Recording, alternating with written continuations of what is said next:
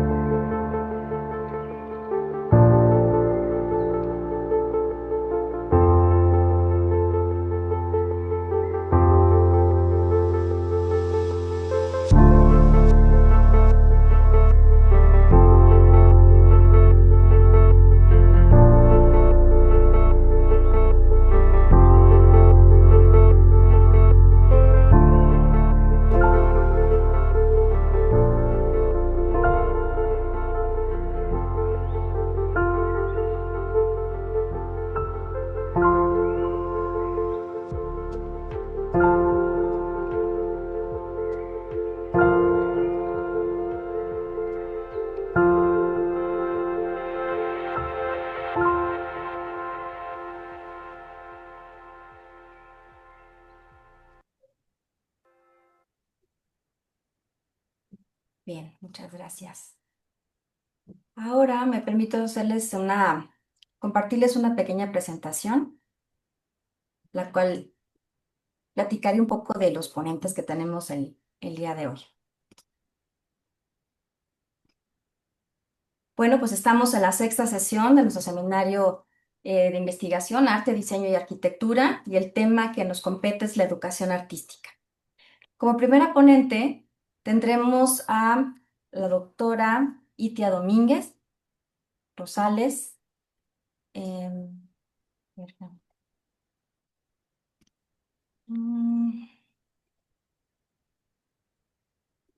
a lo largo de toda su trayectoria, con el tema, perdón, es que cambiaron el Zoom, la educación artística en la era digital, con la doctora Itia Domínguez Rosales.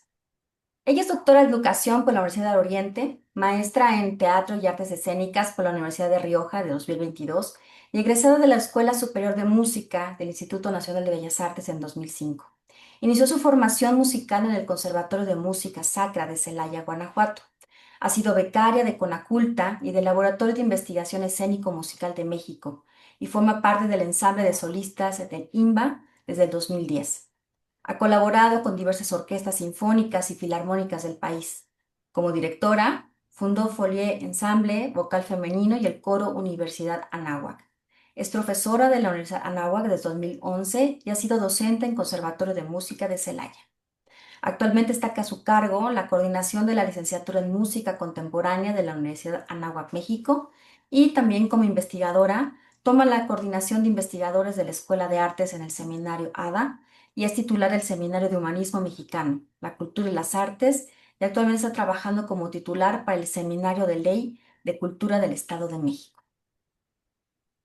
La doctora, bueno, estuvimos buscando justamente lo que ha publicado en redes sociales, cómo es que ha publicado todos sus trabajos, ¿no? Todo lo que ha compartido con todo el mundo, ¿no? Desde el Instagram o incluso Spotify, en todos sus largos trabajos. Aquí tenemos a Lorcid, y bueno, según la inteligencia artificial, es una destacada académica en música mexicana y ha tenido justamente estas funciones, ¿no? De coordinación académica, de docencia y dirección coral y formación académica. Su labor se centra en la formación de nuevos talentos y en la promoción de la música contemporánea y la ópera dentro del ámbito universitario. Bien. Doctora, por favor, si quiere usted compartir. Claro que sí, muy buenas tardes a todos. Muchísimas gracias por estar aquí y tomarse el tiempo de pues escucharnos, ¿no? Lo que hemos empezado a trabajar. Yo llevo este tema trabajándolo algunos meses y bueno, la ponencia que doy hoy es la educación artística en la era digital. Pero bueno, primero quería dar un poquito de contexto, ¿no? De esta evolución educativa que hemos tenido, puesto que la digitalización dentro del aula, pues evolucionó de una manera radical. ¿No? En muy poco tiempo. Antes, la existencia del Internet no imperaba dentro de la educación tradicional. Sin embargo, bueno, la institución educativa se veía trabajar a través de metodologías y didácticas presenciales, casi en el 100% de nuestra educación. Y bueno, a partir de la pandemia fue un cambio bastante radical y la tecnología digital se empezó a usar como una herramienta sustantiva, sumándose después la inteligencia artificial. Ciertamente nuestras generaciones viven una época diferente en donde los escenarios de aprendizaje se han organizado de una forma distinta y el acceso al conocimiento pues se vuelve relativamente fácil y ubicuo. ¿Qué quiero decir con esto? Pues a veces el estudiante actual puede aprender a su tiempo, ¿no? En su momento, en su espacio, y eso lo hace muy ubicuo a través de la digitalización de los contenidos. La gente ahora puede acceder a información global y a sociedades de conocimiento, inclusive a trabajos de casos a través de la tecnología digital. Es una era en la que la educación vive un entorno global, en donde el incremento de la independencia del acceso al conocimiento ha provocado pues cambios bastante significativos en la manera de educar. Si nosotros nos damos una retrospectiva a cómo el ser humano empezó a evolucionar en el trabajo, en el desarrollo de sus actividades, pues de manera muy sintética se los quise presentar de esta manera, ¿no? En la edad de piedra, pues el desarrollo del ser humano nos llevaba millones de años, ¿no? Después en la época agrícola fueron miles de años para desarrollarnos y evolucionar. En la época industrial fueron menos de 300 años de desarrollo. Y llega la era de la información y el principio de la digitalización y esto nos toma 5 décadas, nada más, ¿no? Entonces, como podemos ver, sí fue un cambio significativo en la manera de comunicarnos y demasiado rápido, a diferencia, pues, de cómo veníamos desarrollándonos como seres humanos. En la educación, pues encontramos estas 3 etapas. La educación tradicional, centrada en el maestro, con recursos físicos y un aprendizaje estandarizado. Después nos vamos a la era de la información tecnológica o las TICs, en donde el uso de las computadoras y los softwares educativos y las bibliotecas digitales facilitan un poco los procesos y los desarrollos educativos. Y por último, pues lo tenemos la era digital, que es ubicua, genera interconectividades y personalización del aprendizaje en muchos momentos. Pero bueno, pues nuestra era digital. ¿Qué pasa con la sociedad en este contexto, no? La era digital nos trae ciertas directrices muy claras. La fantasía del consumo ilimitado. Nosotros vemos ahora a nuestros estudiantes con todas estas herramientas digitales sin límites de contenidos, sin límites de información, sin siquiera discriminación de la información y el conocimiento, el confort que les producen estas nuevas tecnologías, la esperanza de un crecimiento progresivo a través de ellas y la promesa de un Estado protector, ¿no? Que construye leyes de protección de datos, de seguridad personal, pero que la infraestructura digital la sigue sosteniendo. Y pues el deseo desmedido de una aceptación social a través de estas herramientas de la información. Entonces, bueno, pues podemos decir que desde esta perspectiva, la importancia creciente de este servicio digital se centra en la relevancia de la información y del conocimiento. de tal modo que se convierte en un elemento sustantivo de la cultura actual. La distancia, posición y de los individuos respecto a la información define sus posibilidades productivas, sociales y culturales, que determinan la exclusión social de quienes no sean capaces de entenderla y procesarla. ¿No?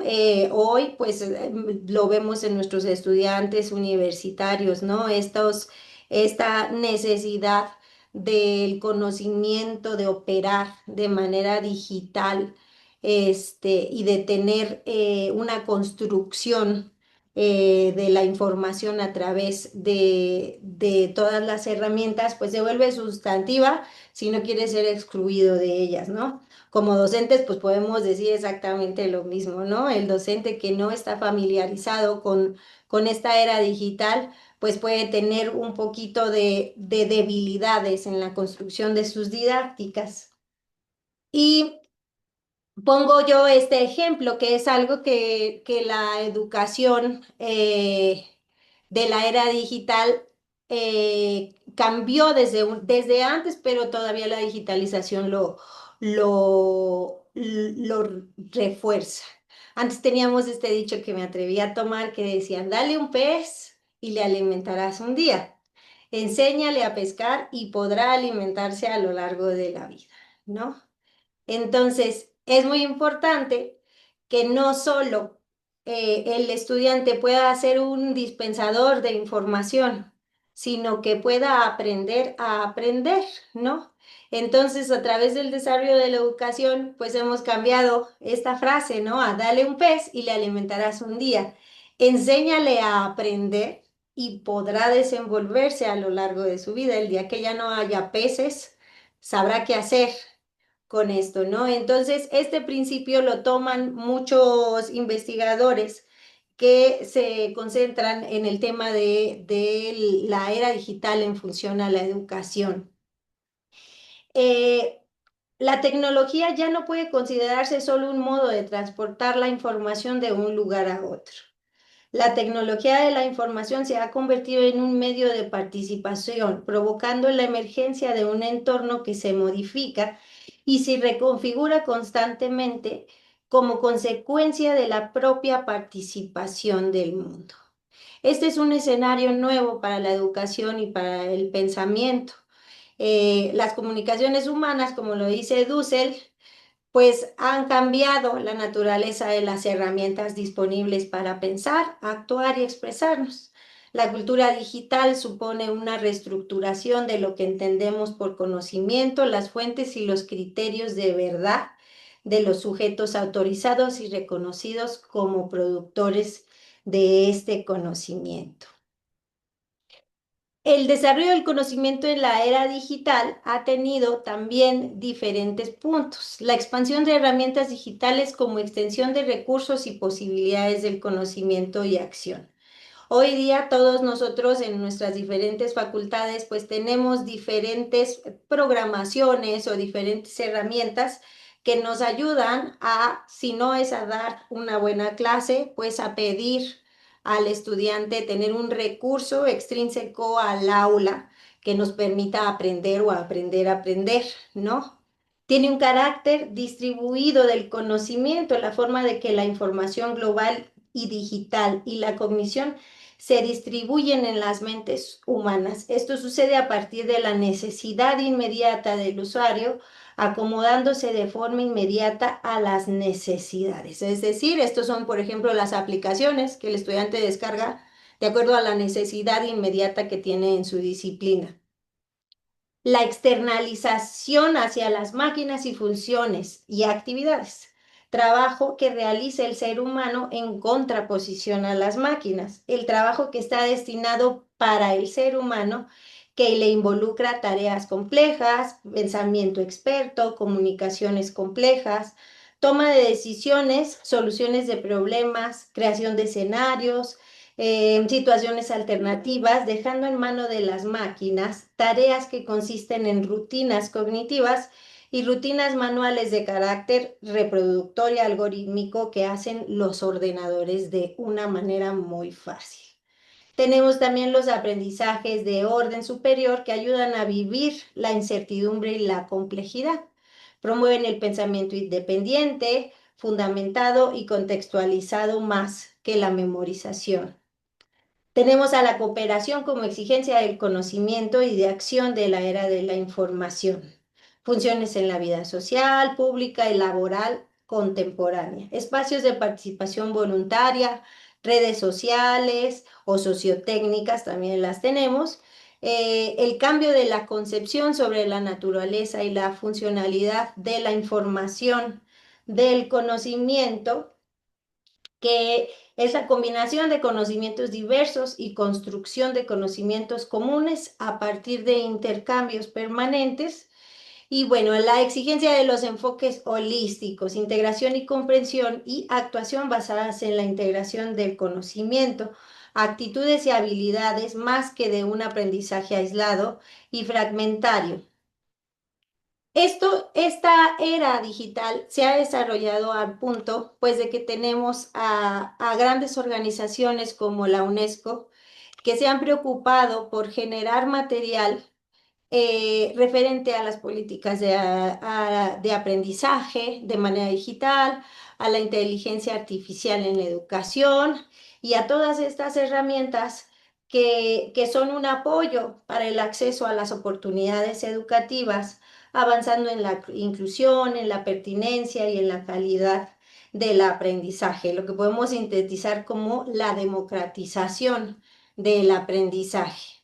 Por supuesto que tiene sus debilidades, ¿no? Porque esa accesibilidad o esa brecha todavía de manera planetaria no está al 100% eliminada. Sigue existiendo una brecha importante, sobre todo en países de muy bajo desarrollo, que pues no podemos tener un recurso que permita que esta era digital entre con la eficacia que se ha deseado, ¿no? O que ha sido como visualizada. Los avances del futuro van a depender de la amplitud del conocimiento, del papel del Internet y las TICs. Este no es un sustituto para los libros de texto. El lápiz no compite con el teclado y los dispositivos móviles no son o no se trata de que sean sustitutos del libro. El verdadero impacto que tiene el Internet en la educación es cómo las instituciones habilitamos y reconfiguramos el acceso a la información de los estudiantes, porque el Internet pues respalda las estructuras y los procesos institucionales como una fuente de información y colaboración, además de una forma de comprender a los estudiantes en su propio proceso educativo. Pero bueno, ahora sí, vamos a lo que nos compete. La educación artística. Ciertamente la era digital también ha generado cambios y ha revolucionado la manera de enseñar. Para nosotros, pues es una herramienta eficaz para trabajar desde las prácticas más actuales de una forma inteligente y creativa, generando diálogos interdisciplinarios e interseccionales. Sin embargo, pues también ha tenido sus diferentes o sus diferencias con el arte mismo, ¿no? Con esta presencialidad en el arte y ciertas eh, sensibilidades o transhumanismos, como se llama la ponencia del doctor Joe G, que está aquí presente.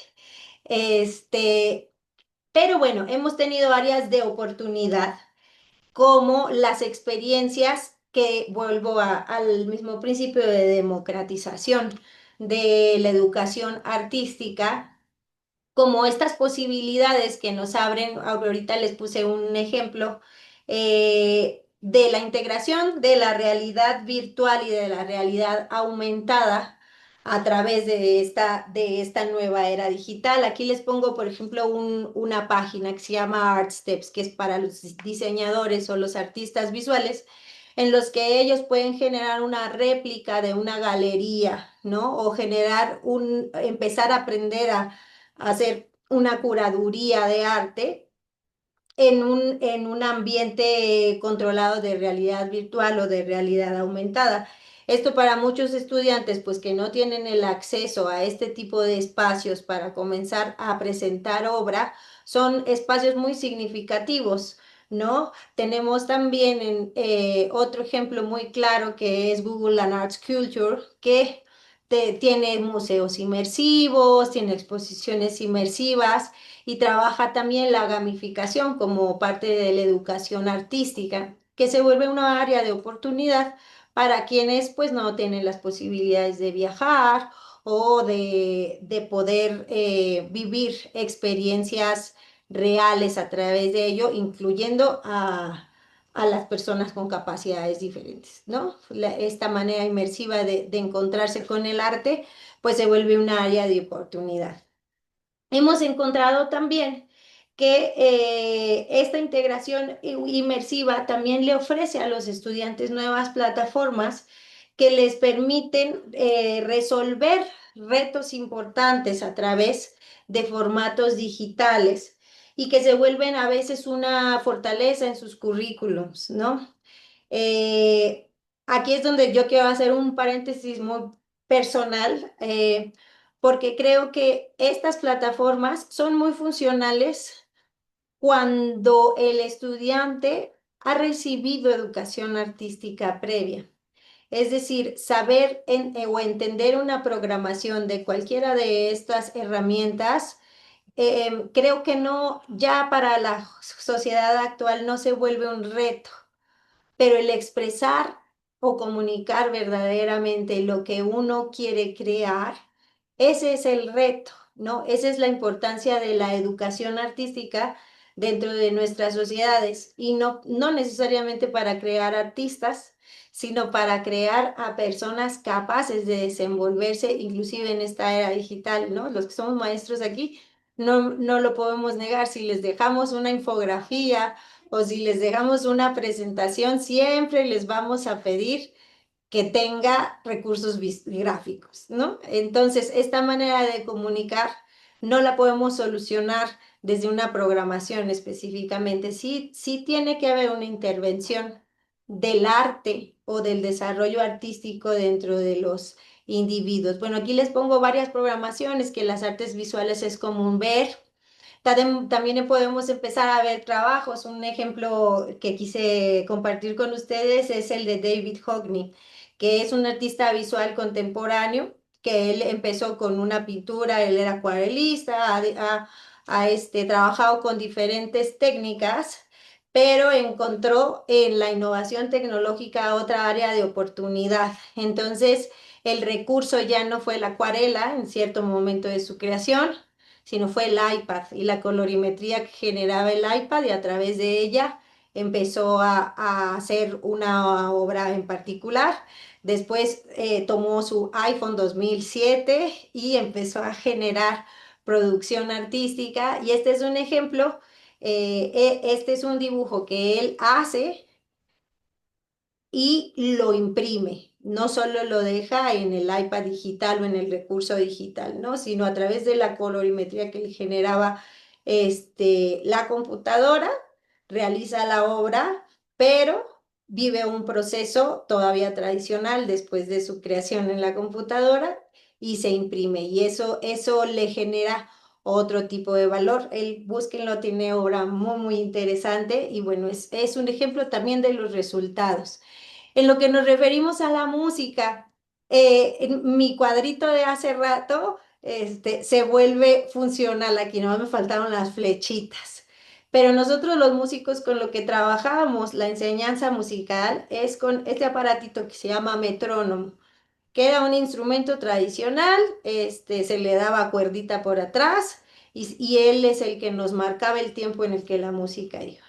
Empezó a desarrollarse la tecnología y empezó la era digital y cambiamos a con la misma función, darnos el tempo, la medida en el que la música se iba a interpretar.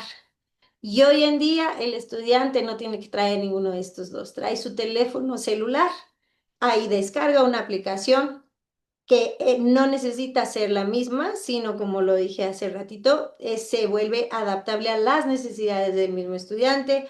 Hay metrónomos un poco más sencillos, hay metrónomos digitales un poco más elaborados, tienen timbres diferentes, tienen sonidos diferentes. Entonces, este instrumento se vuelve flexible a las necesidades del estudiante.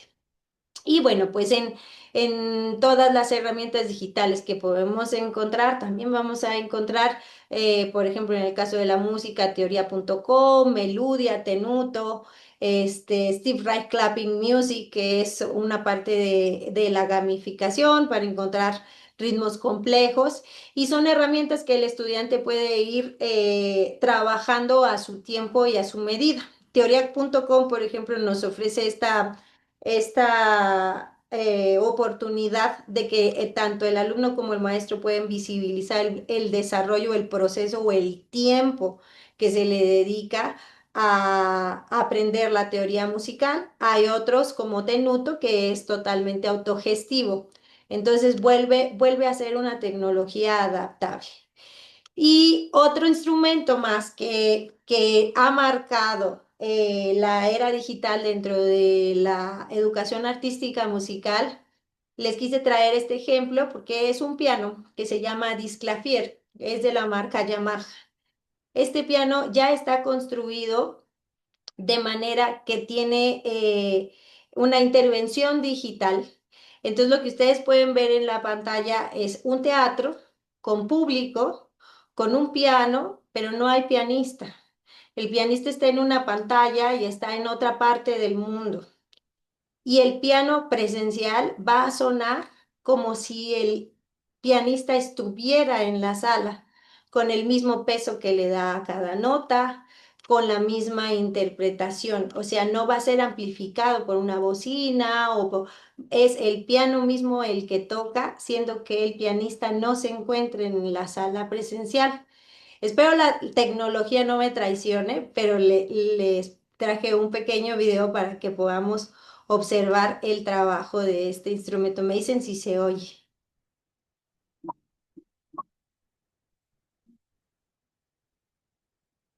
¿no? No, fíjate que yo creo que hay que, no sé si está, hay una parte de cuando compartes en Zoom que dice compartir con sonido, a lo A mejor ver, voy a quitarlo para ver si lo logro, porque sí ya me ha pasado varias veces y luego no del lo lado logro. derecho aparece compartir y luego dice con sonido. Share sound, es verdad. A ver, me dicen por favor.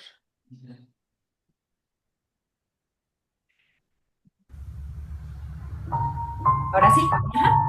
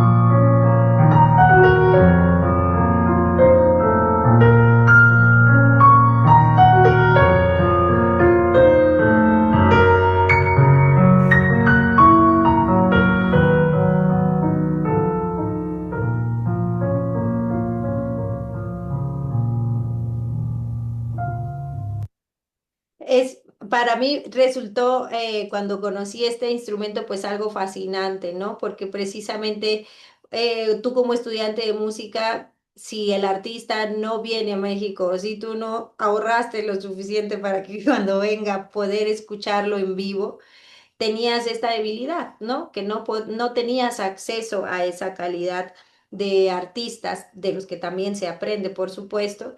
Y cuando conocí el Disclafi dije, qué manera tan innovadora de la tecnología de poder generar un acceso a todos de los grandes artistas que el mundo produce.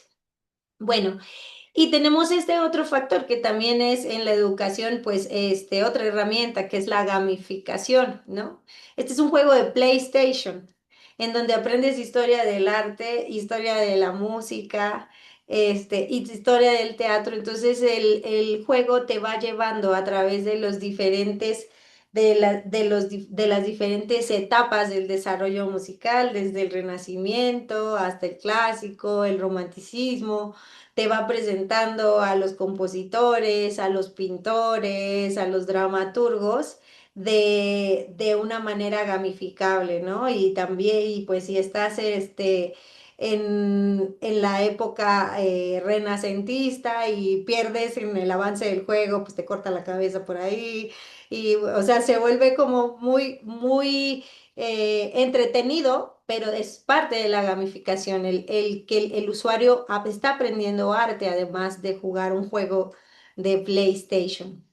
Por otra parte, pues tenemos otra área de oportunidad que se volvió la educación artística inclusiva a partir de esta nueva era digital, ¿no? En el cual podemos encontrar tecnología de lectura de pantallas, desarrollo de aplicaciones accesibles, impresiones 3D, realidad virtual y realidad aumentada para los débiles visuales, plataformas de educación en línea. Y bueno, se han logrado avances notables en esta parte, pero bueno, se sigue trabajando en ello con el fin de que el acceso también al arte pueda ser inclusivo a pesar de ser digital. Entonces, bueno, ¿qué impactos tiene la tecnología dentro de la educación artística? Por una parte, como bien lo vuelvo a repetir, pues de cierta manera ha logrado cierta democratización de las artes, ha generado herramientas digitales que nos han ayudado a construir nuevas maneras de comunicarnos, ha generado la oportunidad de tener colaboraciones globales que antes eran complejas y pues nuevos formatos de la expresión artística. ¿Qué retos y desafíos se han encontrado? Pues que hemos tenido que adaptarnos a este cambio de la enseñanza-aprendizaje y a conocer las herramientas para poderlas utilizar a favor de la educación. Hemos tenido alguno de los retos más importantes, pues es la actualización de formadores, ya que en su mayoría los músicos que tenemos más de 40 años, pues no crecimos y no nos desarrollamos dentro de esta era digital y tuvimos que actualizarnos y hacer la parte de ella porque era el entorno en el que el estudiante nació y vivió.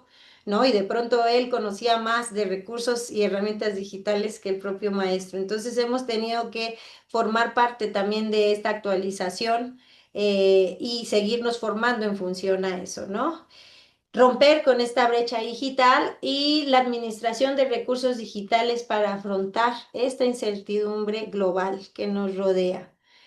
Lo más importante o el área de oportunidad más grande que yo considero de la tecnología o de la era digital es que nos puede dar, nos puede enseñar o nos puede hacer aprender a aprender. ¿No? ¿Por qué? Porque la tecnología cambia. Cada año ya tenemos una herramienta nueva, una manera de utilizarla de diferente forma. Entonces nuestro constante aprendizaje y el del estudiante pues se vuelven áreas de oportunidad. Como conclusión, pues las fortalezas que tiene esta nueva era digital es el aprendizaje personalizado y ubicuo, la democratización del aprendizaje gracias a las plataformas en línea y el uso de las MOOCs, que es el Massive Online Open Courses, estos cursos masivos que puedes hacer de 100, 200 personas y podemos estar educando, el uso de recursos multimediales para el acceso a la información y al conocimiento, la potencialización de la creatividad y el pensamiento crítico y el fomento de la exploración de nuevas formas de expresión. Las oportunidades que encuentro es la actualización del docente en relación a las competencias digitales, buscar el equilibrio entre el uso de las herramientas digitales y el desarrollo de las habilidades artísticas tradicionales, la adaptación a un entorno en constante evolución y entender globalmente al arte como la cuarta competencia en la era digital. Tenemos que volvernos muy conscientes de que un médico no pudiera conocer el cuerpo humano si alguien no lo dibujó o si alguien no lo fotografió. No podríamos encontrar la estructura celular de una planta si alguien no la plasmó en un papel, no la fotografió, no intentó generar esta imagen para nosotros. Las debilidades, bueno, la existencia de la brecha digital, que aún es grande, el acceso democrático al uso de recursos digitales, y el cuidar el descontrolado acceso a la información, que a veces puede confundirse con conocimiento, y la trivialización del arte, ¿no? Pensar que por estar en una red social, que por estar en un recurso digital, todo es arte, ¿no? Es un ejemplo muy claro, lo vemos en el TikTok, que sube alguien algo y abajo en comentarios, arte, artista, no, no, no, no, el recurso es importante, pero no podemos dejar trivializar el arte. Y bueno, las amenazas, la colonización cultural, económica y educativa. Al estar tan cerca de tantas influencias, podemos correr en un riesgo muy importante, ¿no? De perder una identidad.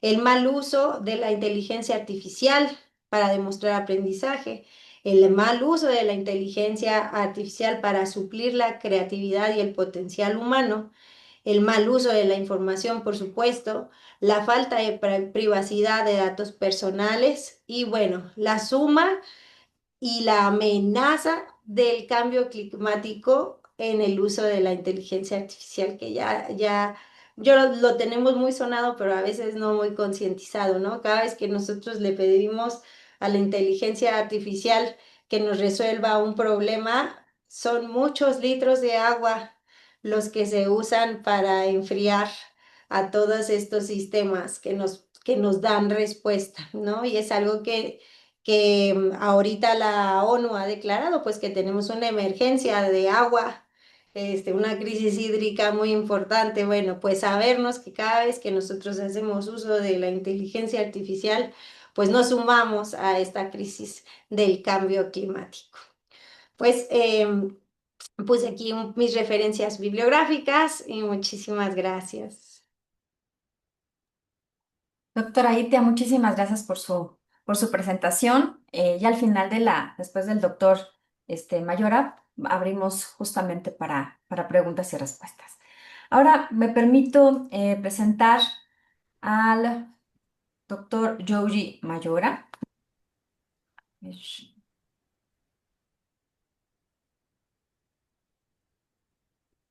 Él nos va a presentar eugenesia digital y desigualdad cognitiva, los riesgos del transhumanismo en la educación artística. El doctor es académico, escritor e investigador de tiempo completo. Es doctor en ambientes y sistemas multimodales por la Universidad Nacional Rosario Castellanos del Gobierno de México. Licenciado en educación artística en las áreas de danza y música y maestro en educación, egresado de la Facultad de Teatro de la Universidad Veracruzana. Licenciado en Derecho por la Universidad Humanitas y bailarín profesional por la Escuela Nacional de Danza Folclórica del Instituto Nacional de Bellas Artes y Literatura. Actualmente es catedrático de la licenciatura en Música Contemporánea de la Universidad Anáhuac. Ha colaborado con diversas revistas de investigación académica y científica, escribiendo diversos artículos de divulgación e investigación de las artes escénicas. Como escritor de narrativa se desempeña en los géneros de cuento y novela. Secreto, 1977, fue su primera novela publicada en la cual aborda los misteriosos y complejos orígenes del poder político, corporativo y económico mundial. En 2025 publica su segunda novela, El laberinto de la mente, novela psicológica de profundo estudio de psique humana. Aquí podemos ver en redes sociales y en internet, justamente en Amazon, el libro que justamente los libros que les acabo de mencionar.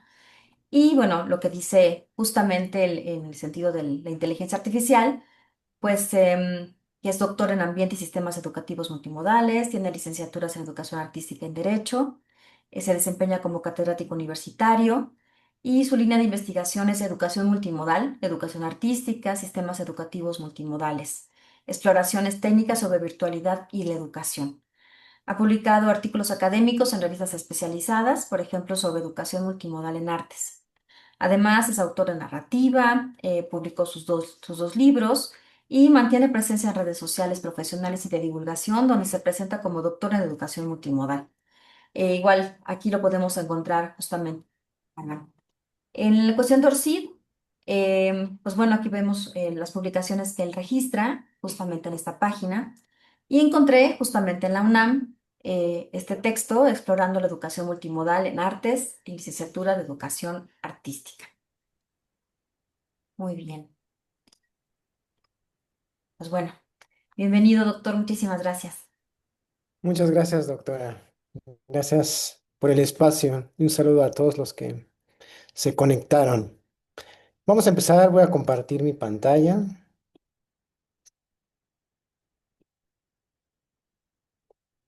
que ya se debe de estar viendo en este momento. Sí, sí, sí. Adelante. Vamos a empezar. La ponencia que yo les vengo a platicar el día de hoy está titulada Eugenesia Digital y Desigualdad Cognitiva, los riesgos del transhumanismo en la educación artística. Es un tema que yo he estado explorando y estudiando ya desde hace algunos años mientras estaba estudiando mi doctorado, aunque a pesar de que no ha pasado mucho tiempo, del 2021 para acá, bueno, sí algo, eh, hay cosas que han aparecido, cuestiones tecnológicas de la noche a la mañana. Así es que vamos a empezar. Quiero empezar con algo que está escrito eh, en el consenso de Beijing para la inteligencia artificial y la educación. Quizás la inteligencia artificial, las plataformas abiertas y de acceso público que todos consultamos, la que usó la doctora Carolina para preguntarle sobre nuestras trayectorias, aparecieron por ahí del año 2021. De la noche a la mañana teníamos inteligencia artificial de acceso público y gratuito. Fue de la noche a la mañana. Sin embargo, desde el año 2019 se llevó a cabo el Consenso de Beijing sobre Inteligencia Artificial y Educación de la UNESCO. Y hay una parte, voy a empezar con esto, que es esencial para entender que estas cuestiones se planean con anticipación y hay una agenda, por supuesto, tecnológica. Dice, afirmamos que el despliegue de la IA debe estar al servicio de las personas para mejorar las capacidades humanas. Fíjense lo que dice, para mejorar las capacidades humanas. Para eso es la inteligencia artificial según en la educación. Y estamos hablando del año 2019. Antes de la pandemia ya se sabía lo que iba a suceder. Pero en Beijing, cuando fue el consenso de inteligencia artificial y educación, dicen que es para mejorar las capacidades humanas. Y vamos a entender por qué dicen eso y qué trucos o qué cosas están encerradas en eso de mejorar las capacidades humanas. Entonces, todos sabemos lo que estamos viendo en pantalla del lado izquierdo, que la evolución, o pensamos que la evolución del ser humano es lineal. Y siempre nos han dicho eso, que la evolución a partir de un homínido hace millones de años, nos fuimos haciendo más derechos hasta llegar a ser Homo sapiens sapiens. Hoy en día sabemos que eso es completamente falso, o por lo menos no es completamente cierto. Del lado derecho tenemos lo que realmente ocurrió. No sabemos exactamente, pero las fuentes de la prehistoria, que son muy pocas, nos dicen que hubo distintas especies de homínidos que vivieron en un mismo lugar y en un mismo tiempo determinado, lo cual se contradice a la línea de evolución lineal del ser humano. ¿Qué quiere decir esto? Que el sapiens sapiens, el neandertal y el Homo erectus, que habitaba el neandertal en Europa, el erectus en Asia, y el sapiens sapiens vivieron en un mismo tiempo determinado, que cuando el sapiens muta hace aproximadamente 60.000 antes de Cristo, se piensa que más o menos muta el cerebro del Homo sapiens y le permite empezar a comunicarse mejor y sobre todo le permite imaginar. En el instante en que sufrimos esa mutación, que no sabemos porque la sufrimos en el cerebro, si fue Dios, si fueron los extraterrestres, si fue la simple alimentación. Sabemos que a partir de ese momento nuestra comunicación mejoró, pero también adquirimos la capacidad de imaginar. Y esas dos cosas, comunicación e imaginación, pudo habernos llevado a que el sapiens sapiens emigrara de África, llegara a Europa, llegara a Asia y exterminara al Neandertal y al Erectus. No sabemos exactamente si eso pasó, pero puede ser que el sapiens sapiens extermina al Erectus y al Neandertal, y eso sería el primer genocidio y tal vez el más importante de la historia de la humanidad. ¿A qué vamos con eso? La evolución biológica del ser humano está completamente, está evolucionando, sí, pero gracias a la tecnología ya no vamos a ver el nuevo salto natural y biológico, ya no vamos a alcanzarlo a ver. ¿Por qué? Porque la tecnología está avanzando tan rápido que va a haber procesos que los va a interrumpir. ¿Cómo? Vamos a adquirir tecnología dentro de nuestros cuerpos. Esta imagen que les pongo es una imagen que le pedí a una inteligencia artificial que me hiciera. La próxima evolución del hombre natural ya no la vamos a ver. Todos nosotros, todos, absolutamente todos, niños, adolescentes, jóvenes, adultos, todas las personas que alcancemos a vivir por lo menos 10 años más, ninguno de nosotros probablemente va a morir siendo completamente humano. ¿Y por qué quise empezar con eso?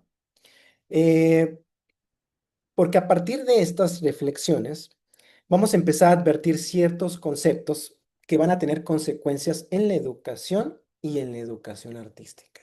Entonces, primero quiero hacer una revisión de estos conceptos muy rápida.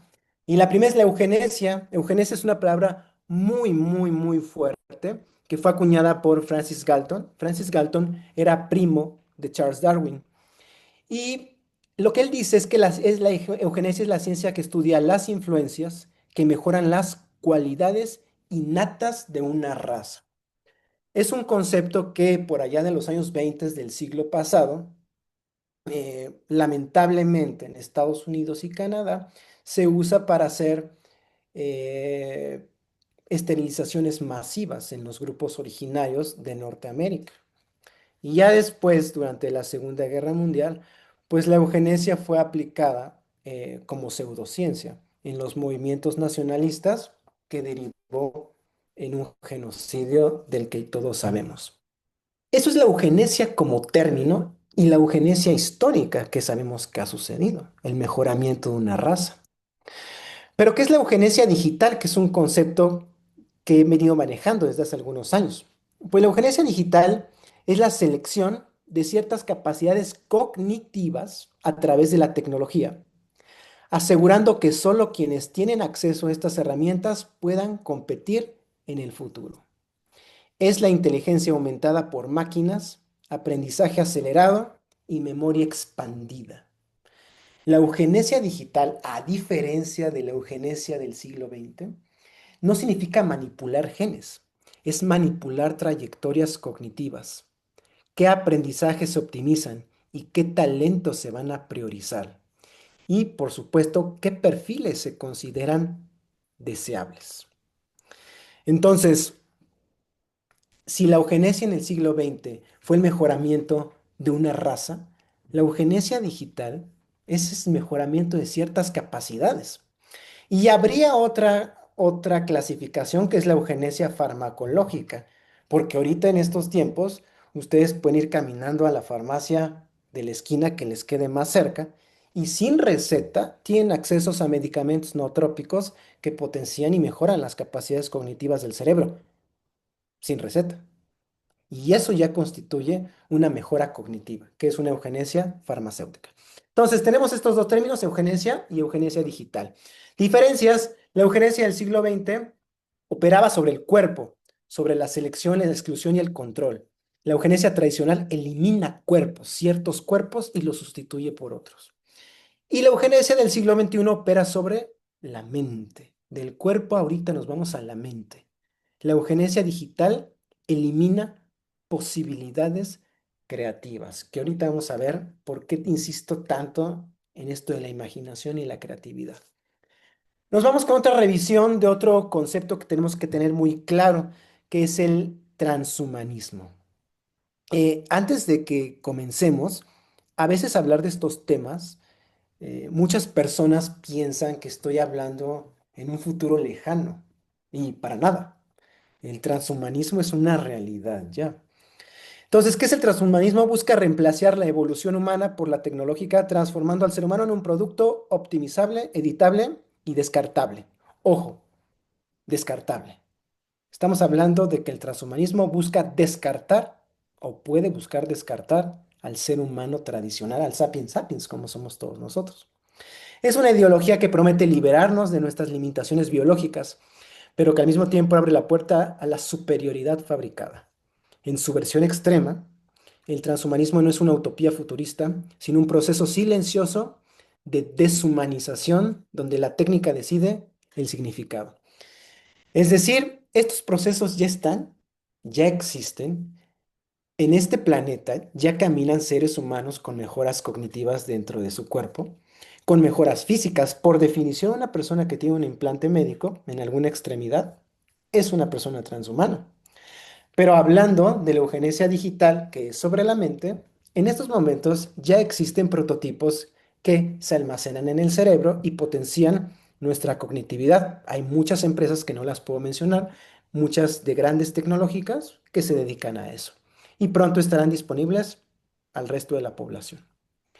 Y el otro concepto que también quiero manejar, que forma parte del título de esta ponencia, es la desigualdad cognitiva, que es el desequilibrio pronunciado de poderes. Fíjense, desequilibrio de poderes entre los seres humanos, producto del desarrollo selectivo de la cognitividad de solo una parte de la población.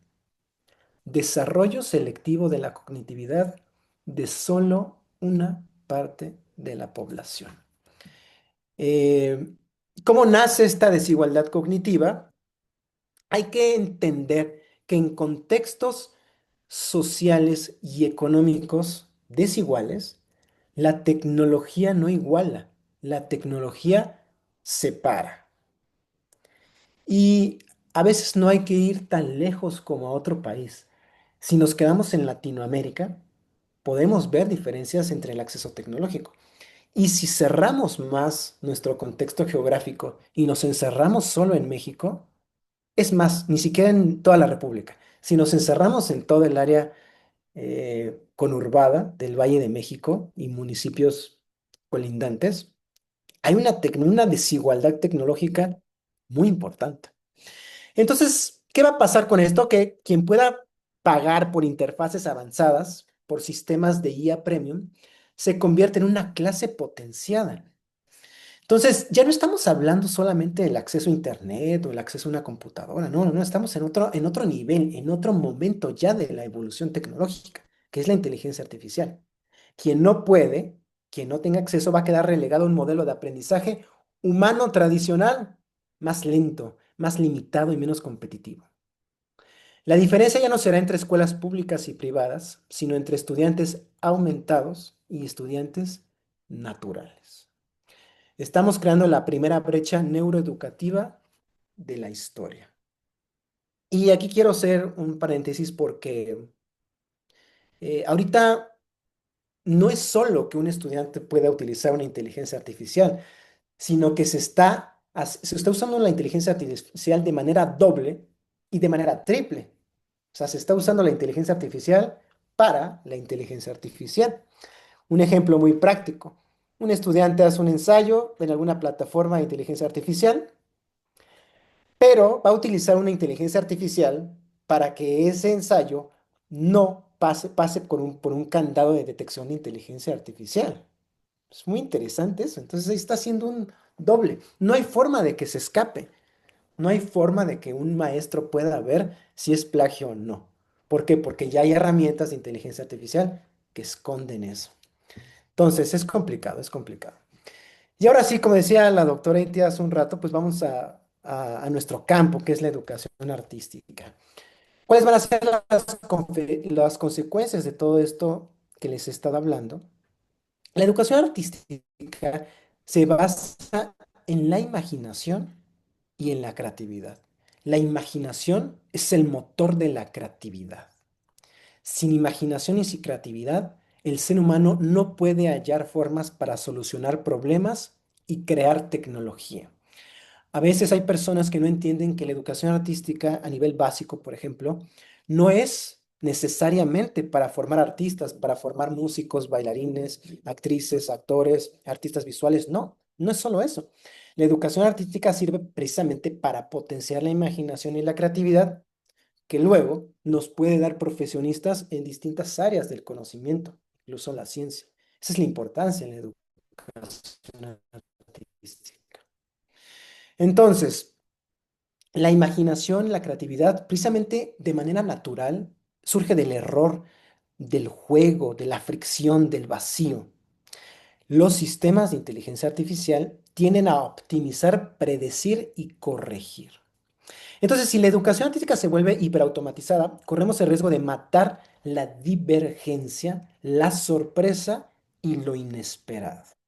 Entonces, todavía no hay herramienta de inteligencia artificial, al menos no de acceso público, que realmente haga todo este tipo de cosas, ¿no? Finalmente son modelos de lenguaje que predicen. Eso es la inteligencia artificial. Entonces, no puede todavía imitar al ser humano y no crea divergencia. Al tener sesgos de cuando fue programada la inteligencia artificial, realmente no está haciendo divergencia.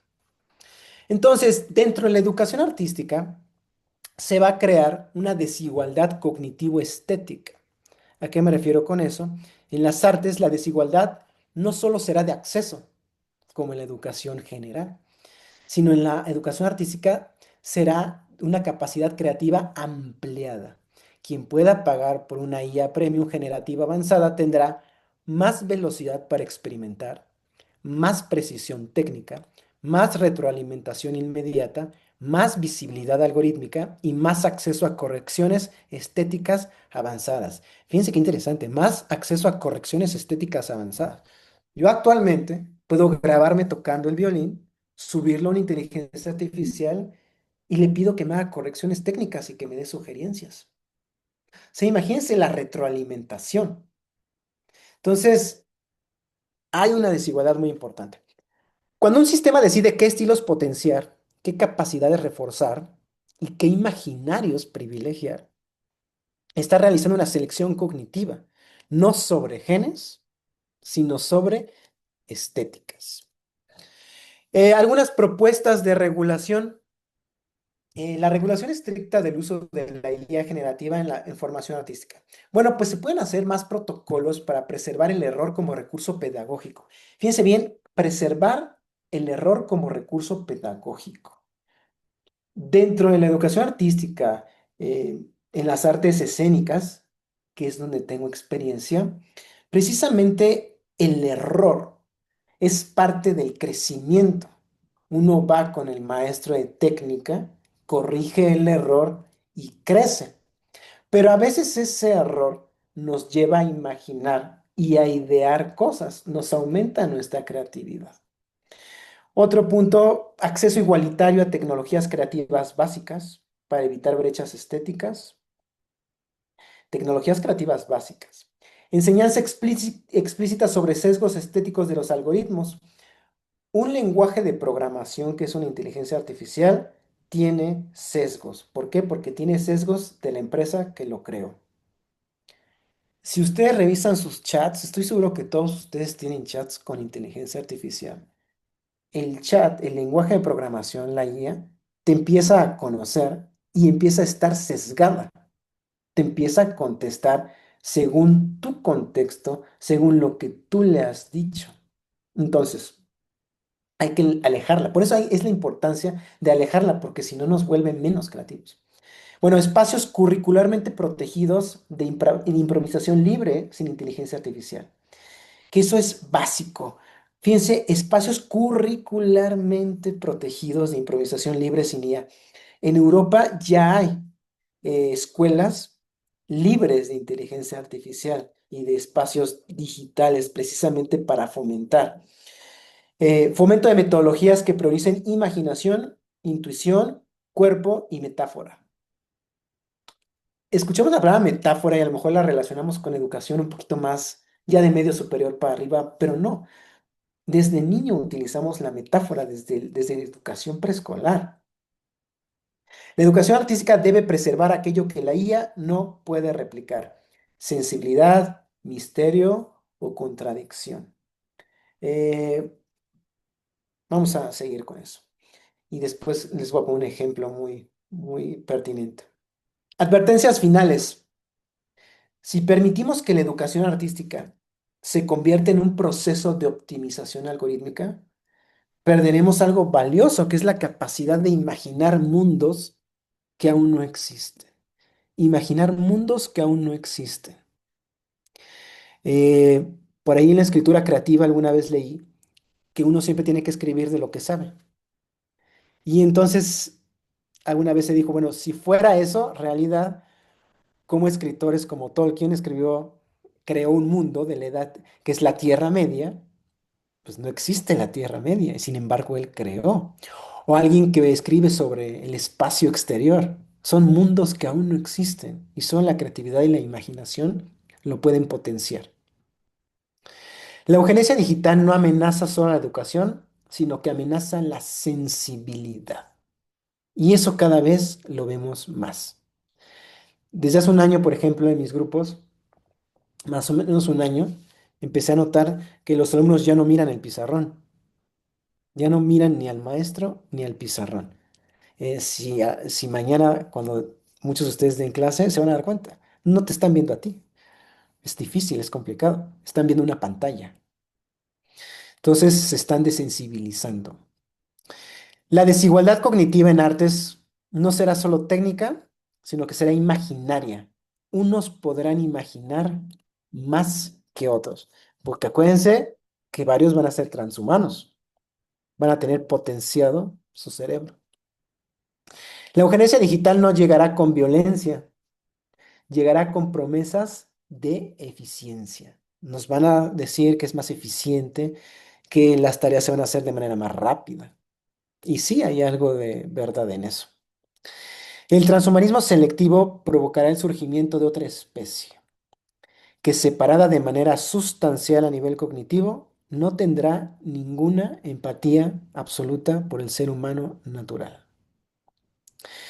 Eh, Separadas cognitivamente es una especie de otra, el exterminio de una sobre otra está asegurado. Yo siempre digo, y pongo el ejemplo, es un ejemplo muy burdo, pero siempre lo digo. ¿Qué pasa cuando vemos una araña, una hormiga o una cucaracha en nuestros hogares?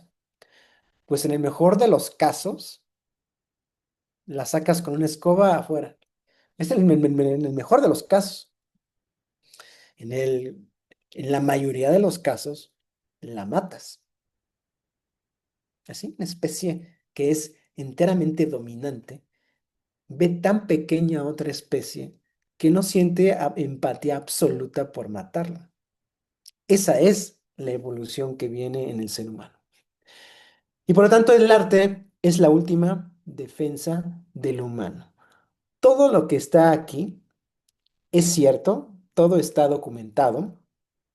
Eh, por ahí me parece que en marzo o en abril, se ha publicado un libro en la Facultad de Humanidades y en ese libro escribió un capítulo de algo similar, de esto que tiene que ver con la eugenesia digital y el transhumanismo. Y ahí están todas las fuentes, todos los enlaces a las empresas donde ya se desarrollan este tipo de prototipos. Entonces, la inteligencia artificial no se puede controlar ahorita. Por más que nosotros pensemos como docentes, que tenemos herramientas antiplagio de inteligencia artificial, no sirven. ¿Y por qué no sirven? Porque hay otras herramientas que es para ocultar la inteligencia artificial. Entonces, eso me refiero con la inteligencia artificial de la inteligencia artificial de la inteligencia artificial. La oculta. Y vamos a utilizar una tercera herramienta. Ya el texto humanizado lo vamos a poner en otra herramienta de inteligencia artificial para verificar que en verdad no salga plagio. Y no va a salir exageradamente un 10%. Y un texto hecho al 100% por un ser humano puede salir entre 5 y 10%, porque no son exactas esas herramientas. Entonces, en resumen, la inteligencia artificial va a provocar una pérdida de creatividad, va a provocar una pérdida de imaginación, y eso es el motor de la educación artística. Pero por otro lado, hay estudiantes, va a haber seres humanos y estudiantes de arte que como tengan dispositivos tecnológicos dentro de su cuerpo, van a tener mayor capacidad de imaginar. Y por lo tanto, hay una desigualdad muy importante que se viene en los próximos años. Para acabar, ahora sí, ya lo prometí como 2 veces. Hace 15 días fui a un restaurante y durante la hora y media que estuve, observé a un niño que estaba con su familia. Y ese niño, durante toda la hora y media, estuvo viendo una pantalla, un celular, una pantalla muy grande. Pues estaba viendo puro contenido corto. O sea, hace clips, 20, 30 segundos, un minuto, cuando mucho. Imagínense, el niño, 7, 8 años, ya hay una afección importante a su capacidad de retención de información, de atención. Y al lado de él estaba su plato de comida, que era un plato con el menú de niños, unas manchitas de catsup, de mostaza, y unas papas, y una salchicha. Entre esa alimentación y la pérdida de cognitividad que va a tener, porque su cerebro no se va a desarrollar, las conexiones cognitivas no se van a desarrollar igual, sino es que ya no se desarrollaron porque ya 6, 7, 8 años es una edad importante para eso. Es un niño con unas capacidades muy bajas cognitivas. ¿Qué va a hacer contra un niño que tenga potenciadas sus capacidades cognitivas dentro de 10 o 20 años? Muchas gracias. Muchísimas gracias. Qué inteligente, qué interesante, ¿no? Nos ponemos a pensar todos, sí, he usado la inteligencia artificial, ¿no? Y sí, hay pros, contras.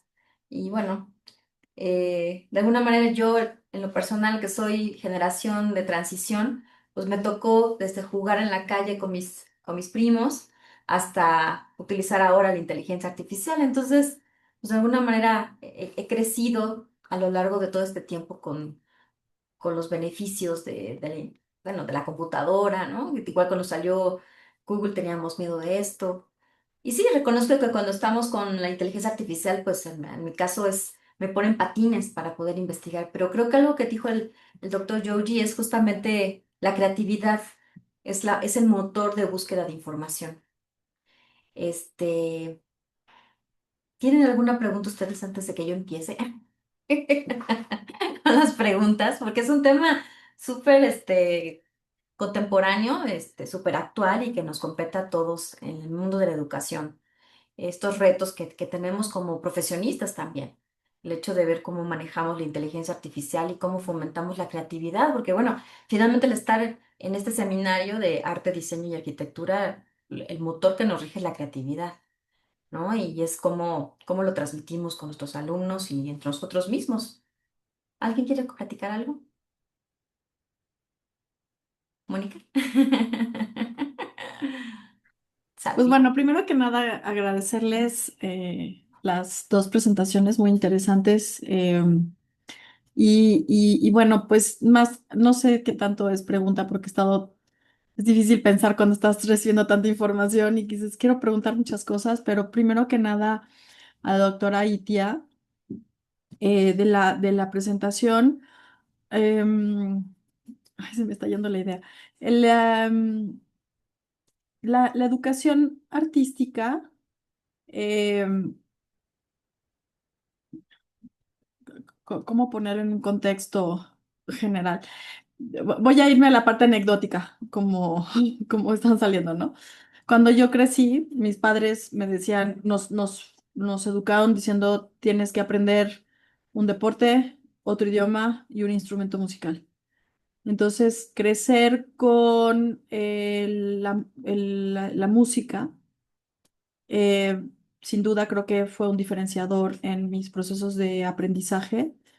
Y en ese sentido, me parece que o sea, el hablar sobre la enseñanza de la música con todas estas posibilidades de enseñanza remota, eh, pueden permitir potenciar ¿cómo es? El aprendizaje. Y un poco me meto aquí con el doctor Yuji, perdón, pero a contrarrestar quizá los efectos colaterales que podría haber de una sociedad como hipertecnificada, no lo sé. Entonces aquí a lo mejor la pregunta es, tenemos aquí dos visiones, una vamos a ponerla como muy distópica y otra muy, muy arraigada a entender los grandes beneficios que tiene para el desarrollo cognitivo el estudio de la música. Entonces puede permitir justo contrarrestar a lo mejor la falta de retención, abrir otros canales, otras conexiones neuronales para aprendizajes o formas de estructuras más complejas o un pensamiento más lógico, ¿no? Entonces, bueno, en ese sentido, mi pregunta sería esa, que em, qué tanto se puede incidir o se podría incidir en una enseñanza en otras áreas, o sea, no nada más, digamos, la enseñanza musical para quien quiere ser artista, sino en otras disciplinas, incorporar métodos de enseñanza musical, por ejemplo, o artística de una manera un poco más amplia, en otras disciplinas. em, de manera cotidiana, o sea, disciplinas incluso de ciencias exactas o sociales, o sea, como que sería posible insertar métodos de enseñanza de música en otras disciplinas. Gracias, gracias. Eh, pues mira, contestándote un poquito, Moni, yo creo que la frase que el doctor Yuji pone al final, ¿no?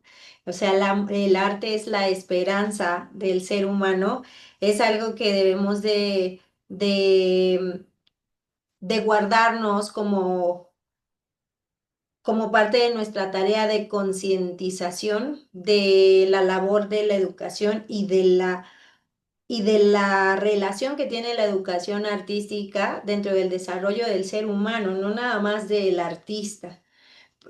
Somos a veces una defensa, ¿no? A esta nueva versión del ser humano que basa su felicidad en lo que tiene y lo que puede consumir, ¿no? Que enmarca la necesidad de la educación con un fin material, ¿no? Nosotros trabajamos con la belleza de lo inmaterial, justo lo que es lo que decimos, y lo que hace el arte, pues es humanizarnos otra vez o rehumanizarnos porque estamos inmersos en una sociedad que uno sale a la calle, vamos al ámbito educativo, el estudiante está en su casa, lo despierta para un dispositivo electrónico, de ahí tengo un adolescente en casa, se ponen los AirPods, se aíslan, se van a la escuela, siguen aislados, siguen ensimismados, llegan a la escuela, abren un dispositivo electrónico para tomar clase en él y así acaba el día, ¿no? Entonces, ciertamente, como lo dice el doctor, pues pasamos por procesos que desensibilizan al estudiante, ¿no? Entonces, ¿cuál es el reto educativo y la importancia de la educación artística dentro de nuestras sociedades que nos devuelve esa parte que una no lo da a ninguna otra disciplina? En la parte cognitiva, bueno, las neurociencias lo han estudiado muchísimo, ¿no? La relación del desempeño académico con el estudiante que recibe educación artística despierta todos los hemisferios neurales, ¿no? Esa activación, pues, no solo que crea grandes músicos, crea grandes personas, a personas que se vuelven a veces estructuradas, delimitadas, organizadas, porque el arte es así. No conozco un solo gran artista que no sea organizado en su manera de estudiar o de desempeñar su carrera artística, ¿no? Nos obliga porque vamos a partir de procesos que generan crecimiento en nuestras habilidades. Entonces, cuando una persona empieza a vivir, ¿no? Este orden que el arte te promueve, pues será muy normal que aunque se dedique a otra cosa, estos buenos hábitos los siga teniendo. En el reto justamente de esta era digital, ¿no? Es sí reconocer que tenemos amenazas muy importantes, pero que podemos encontrar estrategias que las puedan voltear a nuestro favor, ¿no?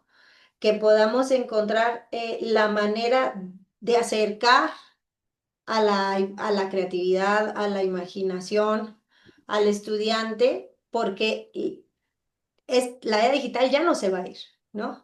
Ya no se va a ir. Es difícil pensar, ¿no? Que desaparezca.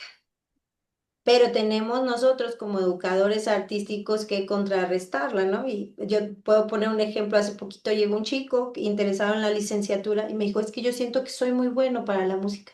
Le digo, no me digas, ¿y ya estudiaste algún instrumento? Me dice, no, en mi teléfono tengo una aplicación que se llama GarageBand. Y ahí yo me pongo a componer.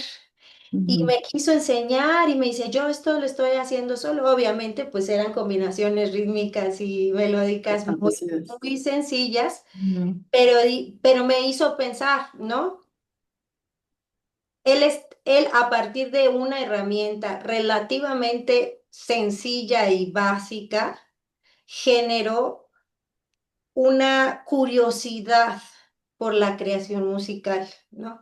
Entonces, ¿cómo es que nosotros podemos encontrar en esto que No. ya está inmerso en nuestras vidas una estrategia para moverlos hacia acá, hacia una escuela de música, ¿no? Entonces ya empecé con él a platicar de los loopers y de las máquinas que lupean, que es algo muy similar a lo que hace GarageBand. Lo llevé al estudio y le dije aquí justamente en materias que se encargan de mezclar, como tú lo estás haciendo, pero para llegar a esto, pues hay que saber tocar, hay que saber qué estamos tocando, entonces las notas musicales. Entonces ya empecé a abordar otros temas con él, que no son parte de la virtualidad, sino de la presencialidad y de la emotividad humana a la hora de construir música, que no es son simplemente hacer eh, combinaciones lógicas de un aparato, ¿no? Ujú. Sino trabajar con esa creatividad. O sea, la programación digital que se encuentra para las artes en general, pues está, y siendo no artista, puedes aprender a utilizarlas. ¿Cuál es la diferencia y cuál es lo que lo hace artístico? Pues el artista, ¿no? El desarrollo de un artista en esas personas que empiezan a adquirir competencias digitales. Entonces, si nosotros como educadores tomamos por el mango el desafío, podemos ser un poco la diferencia, ¿no? En mi punto de vista. Podemos generar la diferencia en este cambio, sí, como bien lo dice el doctor Yuji, de la insensibilidad con la que las nuevas sociedades comienzan a vivir, ¿no? Sobre esta eugenesia digital que él muy bien nombra, porque pues mecanógrafos podemos tener muchísimos, ¿no? En pianistas mecanógrafos, violinistas mecanógrafos que solo tocan dedos y que eh, eh, eh, generan la competencia de sí mismos versus una máquina, ¿no? Yo alguna vez lo platiqué mucho con un maestro que tuve de música y sociedad, se llamaba la clase justo, y decíamos, el reto del artista es equivocado porque nosotros estamos compitiendo ya no contra otro artista, sino contra grabaciones que han sido postproducidas y digitalizadas. Entonces tú oyes en el caso de un cantante una grabación de la Deutsche Grammophon, que es una casa de música de primer nivel, y tú oyes al cantante y dices, es que yo no me imagino en vida cantando así, ¿no? Entonces, pero el receptor, el público, es lo que quiere escuchar. O sea, no me quiere escuchar a mí en vivo, quiere escuchar lo que yo estoy cantando como lo oye en un disco. Entonces, ese reto, pues, era hasta cierto punto frustrante para el estudiante, porque estabas compitiendo ya no contra otro cantante, sino con una digitalización de la música que permitía percibirla de una mejor calidad, aunque tal vez no lo fuera, aunque tal vez el artista a la hora de grabar sonó diferente, pero ya después lo postproducimos y esa mejora es significativa. Entonces, ¿qué va a hacer este pobre servidor en una salita de conciertos compitiendo contra un disco, ¿no? Desde ahí empezó a verse una cierta problemática, inclusive hasta para la educación artística, ¿no? Porque para el estudiante era muy frustrante nunca encontrar esta excelencia. Ahora viene la inteligencia artificial y nos da todavía cosas muchísimo más complejas, ¿no? O genera ejemplos cuasi virtuosos de lo que es ser un artista. Pero entonces nos devolvemos a la música y a la sociedad y decimos, ok, eso es importante, pero la existencia emotiva del artista se vuelve todavía más ponderante porque es lo que tú vas a querer ir a escuchar, ¿no? Si hay un artista, tú vas a querer escuchar al artista, no el sonido nada más que produce alguien que técnicamente resolvió como si fuera una computadora el quehacer de las artes. Entonces, Exacto, allí, ay, perdóname, sí, es sí, sí. justo ese es el punto en el que se une con el doctor Yogi, Mm, que es cuando dice la última frase, el arte es como ¿cómo dice? La salvación del humano, ¿no? La parte humana, pero yo creo que y aquí va la pregunta, o sea, tenemos una visión a futuro de un humano hiperalterado que deja de ser humano, pero entonces lo que va a hacer, lo que haga ese ser, pues no va a ser humano, ¿no? Y estas separaciones lo que nos lleva es a distinguir humanos de no humanos, al final de todo, ¿no? Y el arte está totalmente vinculado, pues, al alma. claro. Y, y se vuelven estas separaciones. No sé ustedes cómo les pasa con sus alumnos, pero yo ya veo nuevas generaciones en las que rechazan lo no humano, rechazan la falsedad de estas grandes modificaciones. Entonces, si bien va a haber un sesgo o va a haber separaciones, no sé, aquí a lo mejor mi pregunta para el doctor Yuji es esta, ¿no? Esta visión que hay hacia el futuro de esta alteración de lo humano, vinculado a lo que está diciendo la doctora Itia, es justo si no va a haber un contramovimiento a eso, en donde se exalte la, la creación humana y que además sea evidentemente imperfecta. Sí, pues sí hay movimientos que se oponen también a todo este tipo de cosas. El punto es, por ahí dicen que cada vez los jóvenes, o a lo mejor los jóvenes universitarios, un poquito más jóvenes tal vez, que rechazan estas experiencias digitales y las sustituyen por experiencias reales.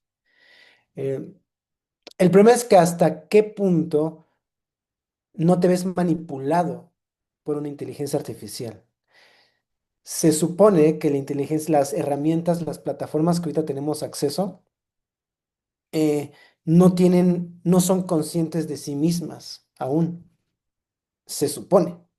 O sea, que cuando platicas con una inteligencia artificial, ella no sabe que existe, ella no sabe que es autónoma. Se supone que a eso se llama singularidad. Cuando la inteligencia artificial se da cuenta que existe y que es capaz, se supone que no sabe todavía. Se supone. Pero ¿hasta qué punto cuando te contesta algo, te está manipulando? Eso es lo que no nos podemos entender. Y por inteligencia artificial no solamente es los modelos de lenguaje, que es lo que la gente está pensando, ¿no? Que a lo mejor la inteligencia artificial solamente es que entras a la plataforma y, oye, dame una receta del pavo de Navidad. No, la inteligencia artificial está prácticamente en todo lo que haces, en lo que estás escuchando, en tu ruta al coche que oprimes Waze. Hay una inteligencia artificial dentro de tu aplicación cuando pides un taxi. Todo, o sea, todo ahorita es inteligencia artificial. Entonces, ¿hasta qué punto tu vida se está viendo manipulada y no te estás dando cuenta? Hay muchas respuestas que da la inteligencia artificial que no son correctas y que incluso cuando no saben la información, te empieza a inventar cosas y tú te la crees. O sea, los modelos de lenguaje todavía no están tan controlados y te pueden inventar cosas. Eh, Pero es que justo es lo que dice la doctora Itia, cuando tienes por ejemplo, el estudiante que no llega a esos niveles virtuosos porque son falsos, porque ya están manipulados, como dices, ya la experiencia cotidiana está ya filtrada por la inteligencia artificial en todos los sentidos, ¿no? Tus fotos en el teléfono celular ya están arregladas, ¿no? Y cuando quieres hacer fotografía análoga, por decir algo, con una cámara digital que no tiene inteligencia artificial y dices que mi foto está muy fea, es lo mismo que la música, ¿no? Es que no llego a esos niveles virtuosos, pero cuando te enfrentas a la realidad, o esa realidad, es cuando regresas o sea, lo primero es enfrentarse a la frustración de la realidad o de uno mismo o de las limitantes de uno, pero ahí es donde se da ese rompimiento, donde yo sí verdaderamente creo que el arte es lo que nos va a llevar a lo que somos, ¿no? Al humano. desde luego. Sí, Desde luego. yo quisiera hacer un comentario respecto a eso, es que ahí es donde interviene, yo creo que el doctor Yugino me va a apoyar. Eso es lo maravilloso de la imperfección, ¿no? Por ejemplo, en las artes escénicas, si tú vas a un concierto a escuchar a un solista, lo que vas a ir a oír no es que lo haga igual todos los días. ¿Sí me explico? Tú vas a ir a un acto único que solo sucede una vez de la misma manera, ¿no? Eso es el diferenciador, porque si tú utilizas inteligencia artificial para hacer algo perfecto, lo va a hacer perfecto siempre, mecánicamente perfecto, ¿no? Hablando por ejemplo, ¿no? Que existiera esta interpretación musical que tú pudieras decir, quiero oír las variaciones de Paganini tocadas a la perfección. A lo mejor lo puede generar, pero lo que el humano humanizado va a ir a ver no es esa perfección, es esa, y por eso vas a un concierto un día y dices, quiero volver, pero no quiero volver y escuchar exactamente lo mismo. O sea, vamos en busca de esa parte humana que puede variar, ¿no? O que puede inclusive accidentarse, ¿por qué no? ¿No? A mí me ha tocado ver músicos espléndidos y actores tremendos que suceden accidentes, ¿no? Y dices, uy, en esta función fue perfecto y en esta otra, chin, se fue ese detalle, pero repuntó y esa experiencia de verlo caer y levantarse me atrae nuevamente hacia las artes escénicas. Quiero ver cómo lo va a volver a hacer, ¿no? Esa es la diferencia y es lo que nos llama, pues desde los griegos estaban muy conscientes de esta alienación que puede tener el público con el actor o con la persona que se presenta, de esta mímesis que puede hacer con una historia que alguien cuenta o de esta catarsis que le puede traer la experiencia escénica de un momento en específico, ¿no? Pero eso nunca puede ser programado, porque siempre lo humano es que no ocurra 100% perfecto, ¿no? Entonces, es por eso que en mi punto de vista, pues ha sido difícil, ¿no? Claro. Poder sustituir al artista con una máquina. Oigan, pero hay algún tema muy importante que dijo también Yuji. Voy a ser el abogado del diablo. Sí. Es mi papel, ¿verdad? Este, hay dos cosas. Nos estamos dando cuenta de esta perfección de la imperfección porque nosotros todavía somos humanos. Pero si a un chavo nada más lo condicionas, porque también lo dijo Yoto Yuji, el conocimiento, el aprendizaje de la IA limita la propia información. ¿Cuántas veces los alumnos caen en este engaño? Porque a fin de su limitación no es creativa, ¿no? O sea, se creen directamente toda la información que les da y tú como docente del otro lado que conoces las cosas, ¿no? De otra manera, tienes un criterio, un filtro. Pero si llegamos a esto catastrófico que dice el doctor Yuji, de que quedarnos totalmente deshumanizados, va a llegar un momento que ya no se va a poder analizar lo bello no perfecto, ¿no? Que creamos nosotros los de acá, ¿no? Tal cual todos los que estamos volcados hacia el diseño. O sea, eso sí me llamó. Y también la última parte, la parte de la desigualdad económica. O sea, y creo que tiene toda la razón. O sea, ¿qué va a pasar allí? Eh, las personas que no tengan inteligencia artificial no van a tener acceso a esta información, entonces van a poder ser más creativos.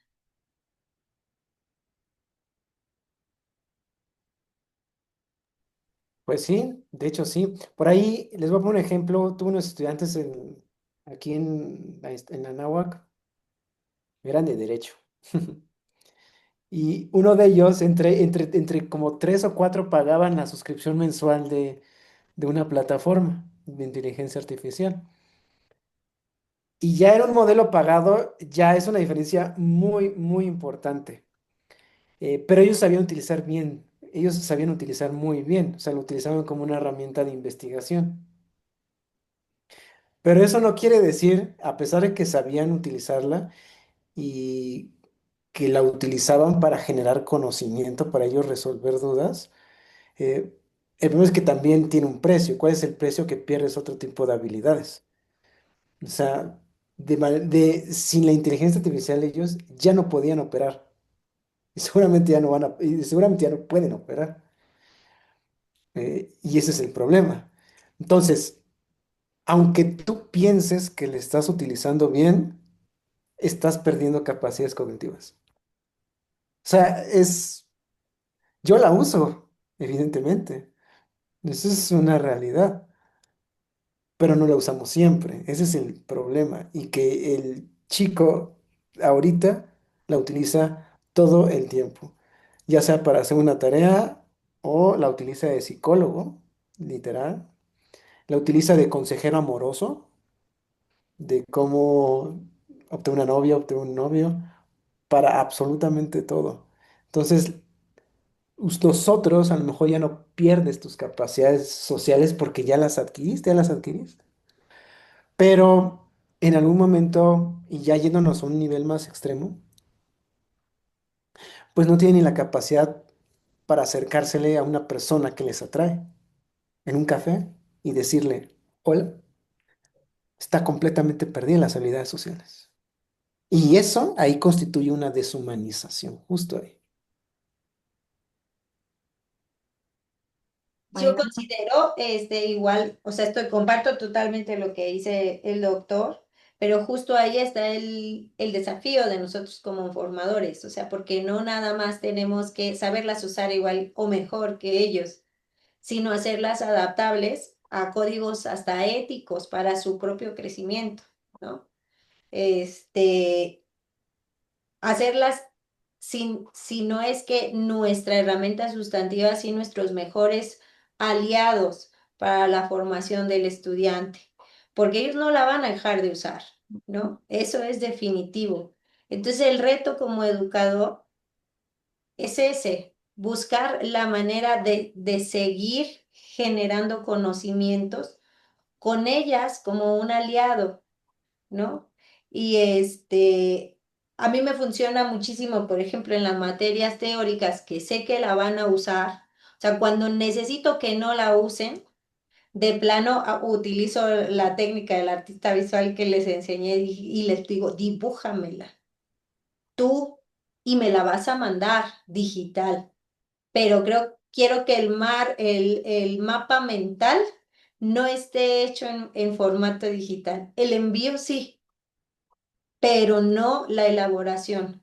Quiero que toques crayolas, que me digas con qué lo hiciste, con la cual, maestra, soy músico, no me importa, ¿no? Necesito que tus manos sensibilicen otra cosa que nuestro instrumento, ¿no? O sea, encontrar las vías que nos puedan posibilitar y de pronto pues ya encuentro ahí hasta fusiones muy extrañas y me hacen su mapa mental y lo musicalizan, ¿no? Y empiezan a ellos justamente trabajar con su imaginación y su creatividad. También es un tema que evidentemente ahorita no tocamos, pero también este confort docente que nos ha dado las herramientas digitales a veces no ha sido del todo, pues productivo ni eficaz, ¿no? Porque ahora con estas nuevas materias que son modalidades en línea, y no voy a dejar mentir el maestro Yuyi, a veces uno se siente un poco imposibilitado de decir, ya está el contenido y yo sé a qué alumno le estoy dando clase y sé que yo le podría dar más de mí que lo que la plataforma ya con un diseño instruccional me está dando. Yo sé que puedo dar más, pero yo ya como docente estoy limitado y mi trabajo se reduce a leer trabajos y entregas y entonces suponer que ya aprendimos todos, ¿no? Que yo ya aprendí a dar clases en línea y que el alumno ya aprendió mi materia, ¿no? Entonces nos ha sido cómodo, ¿no? Pero a veces hay que reflexionar qué tanto hemos también pues disminuido nuestras capacidades creativas para poder enseñar, ¿no? Con este nuevo reto que nos presenta, pues esta era digital. Claro. Y ya para cerrar, no sé si han ido al cine últimamente, pero justamente ayer fui al cine y vi la película Sin Piedad. No sé si la han visto. Habla de todo esto. No se las voy a estoquear, pero habla justamente de cómo un sistema, una inteligencia artificial juzga. Y si bien utiliza todas las herramientas, como decía el doctor Yu, el Waze, todo lo que usa las redes sociales, se mete, claro, Estados Unidos, tiene el nexo, ¿no? De meterse underground justamente para checar cada paso que das. Y con base en ello es justamente que empiezan a juzgar si mataste o no mataste. Y te dan cierta temporalidad para que puedas, temporalidad me refiero un par de horas, para poder demostrar tu inocencia. Entonces, todas las evidencias están ahí presentes, pero para emitir un juicio es donde ponen el punto final. Está buena, sobre todo sobre este tema. Se las recomiendo para que cerremos con cereza de pastel esta charla. Y también bueno, me permito compartirles una investigación que hice sobre dónde pudieran ustedes publicar estos temas, ¿no? En revistas indexadas, que es parte del objetivo también de este seminario, eh, justamente buscando algunas que son en Scopus, obviamente, en la parte educativa, ¿no? Aquí podemos ver algunas, tanto de Latindex como en Scopus, para poder compartir todo lo que estamos nosotros aprendiendo. Aquí está Visual Communication, por ejemplo. Aquí vemos revistas enfocadas en justamente el desarrollo de la investigación en educación y desarrollo. Retos de la educación artística en el siglo XXI en México, en esta que está catalogada en Latindex, que justamente creo que pudieran ser otro parte de su marco conceptual y su estado del arte, ¿no? Para poderlo, y sobre todo lo padre de poder publicar en una revista es encontrar que le encanta, que le guste el tema, ¿no? O sea, no tal como tal el nombre de la revista, sino ver que realmente pudiera ser viable este tipo de investigación y sobre todo descargar estas revistas, estos artículos en estas revistas para así ir aumentando el estado del arte y poderlo poner, ¿no? Aquí hay otro de Computers and Education también, que justamente pueden hablar sobre toda esta parte de la tecnología en la educación. Aquí está otro también indexado en Scopus, en tecnología y educación. Dialéctica escénica, creo que esta puede hablar mucho sobre la evolución de la educación artística en México. Es decir, ante esto me doy cuenta que hay una gran necesidad y una gran, hay colegas que piensan similar a nosotros y que justamente están dando de qué hablar para cómo apoyarnos uno con el otro, ¿no? Un poco como lo que hacemos ahora y la directriz que esta puede hacer. También hay otras indexadas en Cielo, esta revista electrónica Educare. Me gustó también la educación artística en México, porque pues, se puede aterrizar en la parte de latinoamericana y estos problemas que tenemos ¿no? Como latinoamericanos a fluir. Entonces, creo que hay diferentes plataformas donde pueden ustedes buscar y que sea un éxito su publicación. Otra más, Journal of Visual Culture o ñawi, Arte, Diseño y Comunicación, también que donde realmente están interesados en esta mirada transdisciplinaria, ¿no? O multidisciplinaria y que están directamente enfocadas en este tipo de temas, ¿no? Una vez más, haciendo uso de la inteligencia artificial, me doy cuenta también, varias de ellas están nombradas, pero justamente aquí nos pedí una matriz comparativa, la IA, y que justamente lo más importante es que qué suelen valorar de estas revistas, ¿no? El tipo de métodos, la metodología de investigación que cada uno de ustedes ha tenido para desarrollar esta ponencia, ¿no? Es sumamente valioso para estas revistas. Entonces, cada una de ellas, por ejemplo aquí, Art Education, la claridad didáctica, la aplicabilidad, discusión pedagógica con sustento, casos de estudio en el cual sean productivos, que ustedes puedan pues dar estos tips directamente a todos los colegas. Am, Incluso acá la visión de la cultural, ¿no? Imágenes digitales, lo que decía la doctora Itia. O sea, creo que pueden ser bastante interesantes. Hay otra más, International Journal of Art and Design Education, este, Arte y Sociedad, ¿no? Filosofía y Tecnología. Entonces, creo que la verdad tendrían muchísimo éxito para poderlo hacer. En cuestión del doctor, Eugenesia Digital, Transhumanismo y Educación Artística, pues bueno, encontré curiosamente algo tan específico que estas revistas también pudieran ser justamente enfocadas en ver el marco conceptual sólido, reflexión ética, análisis de poder, ¿no? Implicaciones pedagógicos, tal vez la parte filosófica no tanto, pero sí al menos este vínculo claro con las políticas y prácticas educativas, o hablar incluso de la discusión de acceso, desigualdad y políticas. O sea, este tipo de matriz comparativa que suelo hacer justamente para buscar una revista es algo interesante, ¿no? Y sobre todo googlear o buscar dentro de cada revista que nos piden es justamente los problemas, ideologías silenciosas de la educación digital o educación artística, algorítmica y elitista, un poco también lo que estamos hablando, efecto estructural de la digitalización. Entonces, dependiendo el enfoque de este gran pastel que ustedes están desarrollando, ¿no? De esta gran investigación, pueden tener diferentes cachitos para poderlas mandar a alguna de estas revistas. Pues bueno, damos por terminado ya nuestro seminario. El seminario ADA y Universidad de Anáhuac, México, otorgan el presente reconocimiento a la doctora Itia Domínguez Rosales, investigadora de la Escuela de Artes, por su participación en la ponencia La educación artística en la era digital. Firmamos al calce el doctor Gonzalo Arte, el director de la Escuela de Artes, la maestra Blanche Toffel Quiñones, la directora de la Facultad de Diseño, y el maestro Gerardo Brosán, del director de la Facultad de Arquitectura, y su servidora, la doctora Carolina Magaña, coordinadora del seminario ADA. De igual manera, el seminario ADA otorga el reconocimiento al doctor Yogi Mayora Eng, investigador de Escuela de Artes, por su participación en la ponencia Eugenesia Digital y Desigualdad Cognitiva, los riesgos del transhumanismo en la educación artística. Firmamos al calce los directores de las tres facultades, el doctor Gonzalo Ortega, la maestra Blanche Toffel, el doctor Gerardo Rozán y su servidora, la doctora Carolina Magaña Fajardo, coordinadora de este seminario. Les recordamos que nos estamos justamente en las páginas de Facebook, en YouTube, y cualquier duda, bueno, también pueden conectarse conmigo, para participar o para tener justamente estas grabaciones que se quedan en la red y que les pueden servir todos muchísimo también para su ORCID, ¿no? Meter justamente estas participaciones.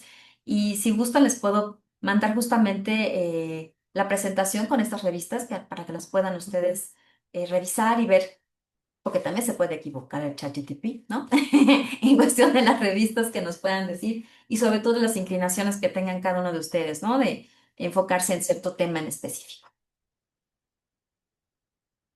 Muchas gracias, Caro.